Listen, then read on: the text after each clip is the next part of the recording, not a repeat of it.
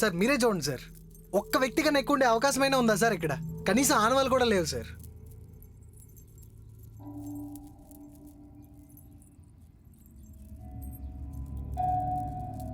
ఆ రూమ్లో ఏంటి సార్? సార్ అది రా.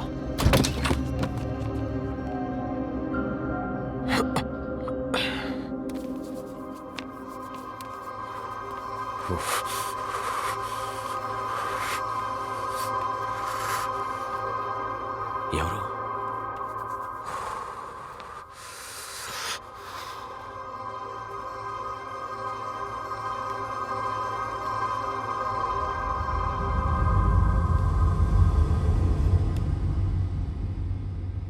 కొన్ని అబద్ధాలు ఆలోచించకుండానే నమ్ముతాం.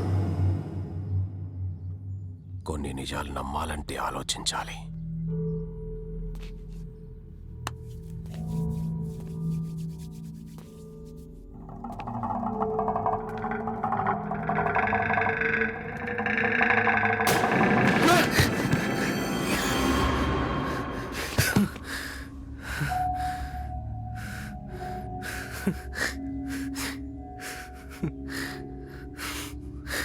ఈయన సరస్వతి వాళ్ళ నాన్న కాదు సార్.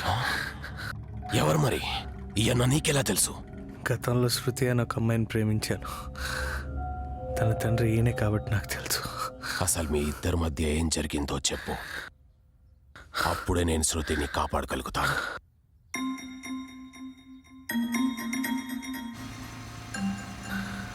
శృతి ఒక పెద్దింట రామనాథం, నేను ఒక మధ్య తరగతి. మనం ఈ రోజు ఉన్నోళ్ళం అయి ఉండొచ్చు, రేపు ఏం జరుగుతుందో మనకు తెలియదు కదా.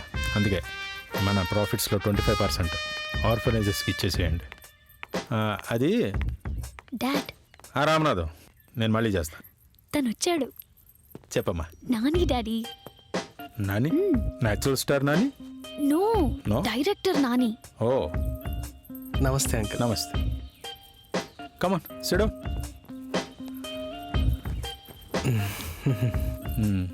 సో చెప్పు. దేవుడు నువ్వే కాపాడాలి.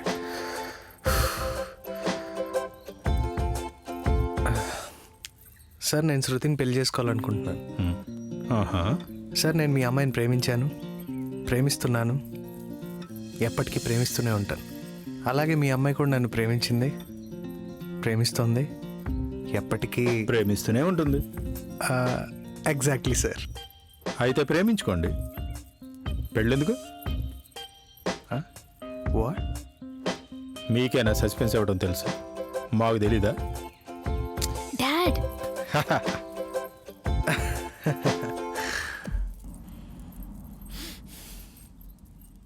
చూడు నాని, మాయిల్ బకీర్ ప్రాణం చిలకలో ఉందని ఏదో సినిమాలో చూశాను.